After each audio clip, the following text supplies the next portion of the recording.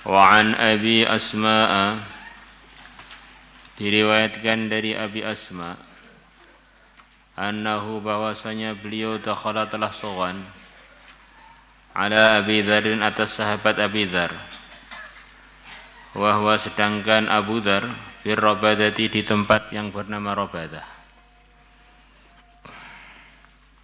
Ya, Abu Dzar itu disabdakan Nabi, kamu masuk Islam sendirian dan kamu nanti akan wafat sendirian dan akan bangun dari kubur sendirian dan akan hisab sendirian dan akan masuk surga sendirian. Kurang lebihnya begitu. Jadi ada sebagian waliullah itu yang memang tipenya itu menyendiri, tidak suka berkumpul orang. Maka kalau orang itu asalkan imannya benar, amalnya benar, mau sukanya sembunyi-sembunyi atau sukanya rame-rame, itu tambahan aja, enggak masalah. Dimulai zaman sahabat pun ada sahabat yang sukanya tidak terlalu banyak berkumpul dengan orang. Itu diantaranya adalah sahabat Abu Dzar. Wa indahu imra'atun sauda'u, dan di dekat beliau ada seorang wanita yang berkulit hitam, yaitu istri beliau. Cari istri pun yang sederhana, yang hitam. Laisa 'alaiha atharul mahasini walal khaluq. Tidak ada atas wanita tersebut bekas-bekas al-mahasin. Di antara maksudnya al-mahasin di sini bekas-bekas make up, bekas-bekas dandan. Walal khaluqi, dan juga tidak ada bekas-bekas minyak wangi. Benar-benar apa adanya, asli, tidak ada modifnya belas. Faqala, maka Abu Dzar mengatakan, ala tangzurun, apakah kalian tidak melihat? Ilama, kepada apa? Ta'muruni, telah memerintahkan aku, hadhihi suwaida'u, si hitam kecil ini, istri saya yang mungil ini, yang hitam. Usulnya apa? Istrinya mengikuti Abu Dzar itu agak berat banget. Ta'muruni an atiya al-Iraq, dia nyuruh aku untuk aku datang ke negeri Irak, ke daerah ramai, daerah kaya, daerah pusat pemerintahan. Fa idza ataitu Iraqan, maka nanti kalau aku datang ke Irak, malu alayya bidunyahum, maka orang-orang akan condong atas aku dengan membawa dunia-dunia mereka. Di antara artinya orang-orang akan ngikram saya, memberikan dunia mereka kepada saya. Wa inna khalili sallallahu alaihi wasallam, dan sesungguhnya kekasihku sallallahu alaihi wasallam, maksudnya Nabi besar Muhammad sallallahu alaihi wasallam, ahidayya ilayya, telah berpesan kepada aku, inna duna jisri jahannama, sesungguhnya sebelum jembatannya Jahannam, sebelum sirat itu, tariqon, ada satu jalan, dza tahdin, yang licin, wa mazallatin, dan memelesetkan. Wa inna, dan sungguhnya kita, an-na'ti alaihi, untuk mendatangi jalan tersebut. Wa fi ahmalina iqtidar, sedangkan di dalam perkara-perkara yang kita bawa, iqtidarun, kemampuan untuk membawanya. Urusan-urusan dunia, urusan-urusan tanggungan kita ketika di dunia, kita mampu memanggulnya ketika lewat jalan yang licin dan memelesetkan tadi. Au idtihar, ini kita cari dalam syarah-syarahnya, kurang lebihnya ini termasuk kekeliruan tulis. Yang benar dalam beberapa naskahnya adalah selepas tok itu ada mim, adalah mim. Idtimar, idtimar. yang artinya adalah ringan atau kosong. Atau bahkan di beban-beban kita ada keringanan atau kita enggak membawa beban. Akhra an nanjua, kita lebih layak untuk kita selamat. Ala an na'ti alaihi, an na'ti alaihi, daripada kita mendatangi alaihi atas jalan tersebut, wa nahnu mawaqir, sedangkan kita orang-orang yang dibebani di luar kemampuannya. Saya ini memang miskin itu sengaja, sederhana itu sengaja, membawa bekal-bekal dunia yang sedikit itu sengaja. Karena yang mulia Nabi besar Muhammad sallallahu alaihi wasallam telah pesan kepada saya, nanti sebelum titian jahanam itu ada jalan yang licin banget dan memelesetkan. Maka saya nggak pengen bawa beban banyak-banyak, bahkan kalau perlu nggak usah bawa beban, supaya kita lebih berkemungkinan selamat melebihi kalau kita membawa beban yang berat sampai nggak mampu, kemudian lewati jalan yang licin, akhirnya kita keplesetnya itu sangat besar.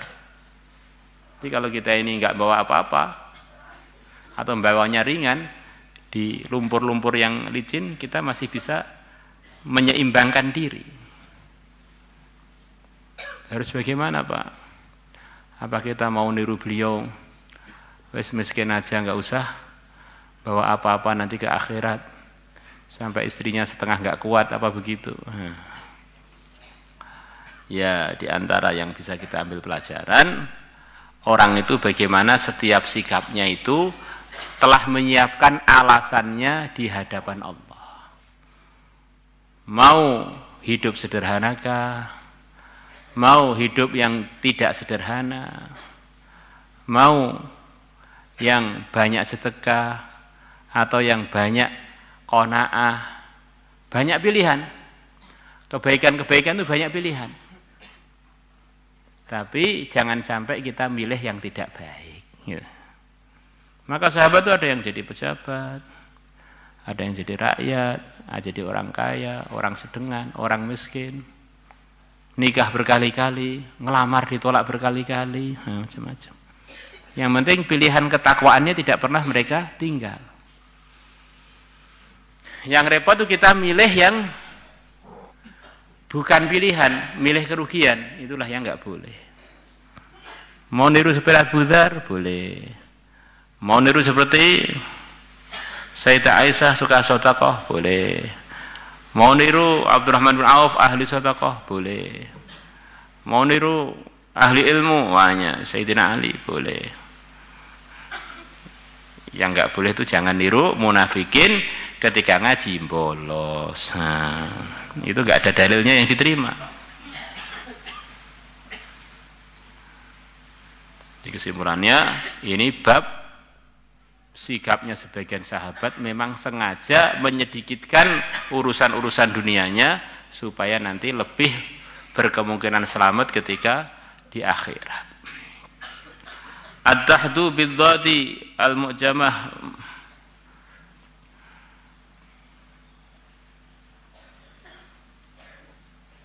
wa iskanil ha al-muhmalah muharrakan diharakati.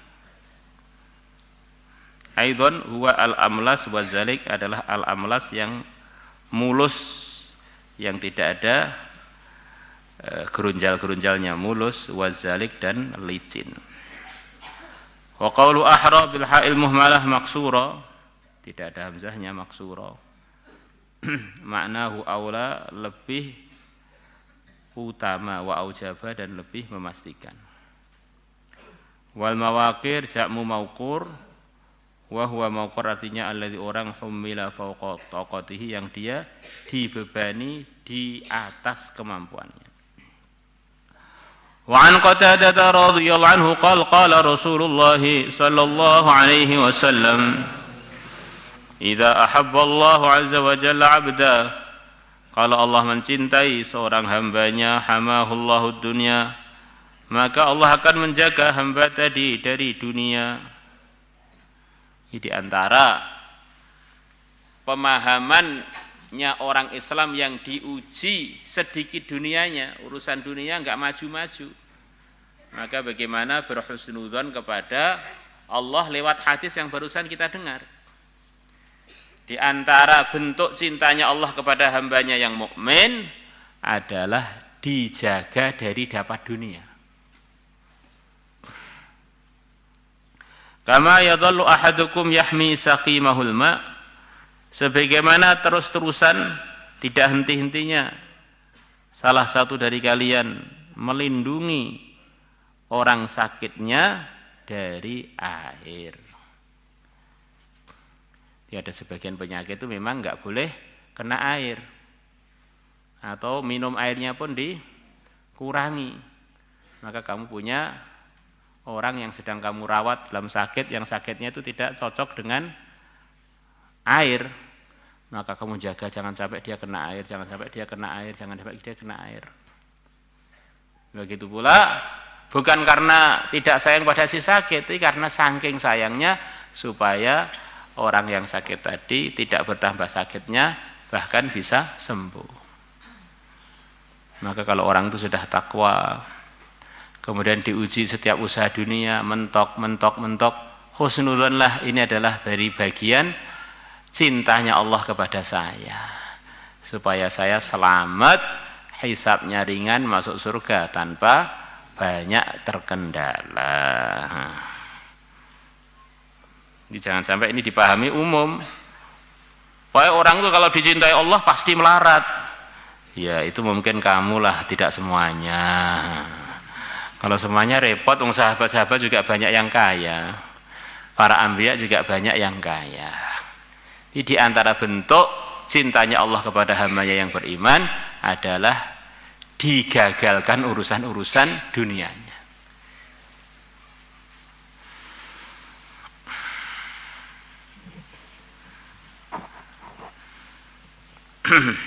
Rawahu Ibnu Hibban wal Hakim wa qala sahihul isnad wa rawahu Tabarani bi isnadin hasanin min hadits Rafi' ibn Khadij.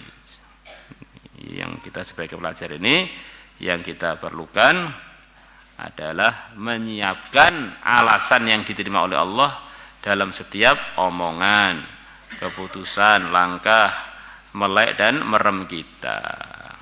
Kalau enggak ada alasannya yang diterima oleh Allah, itu akan pasti kalau kita enggak bertobat membahayakan kita ketika kita sowan kepada Allah. Maulaya salli wa sallim daiman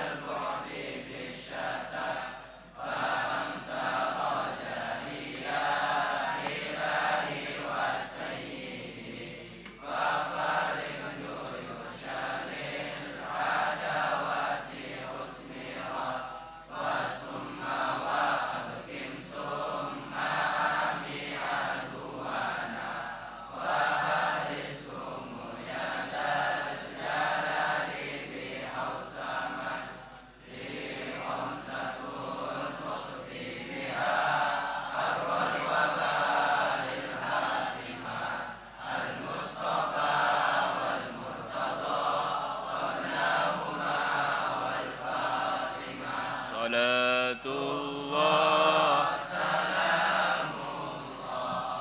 ala toha rasulillah salatullah salamullah ala yasin habibillah tawassalna bismillah wa bil hadi rasulillah wa kulli mujahidin lillah fi ahlil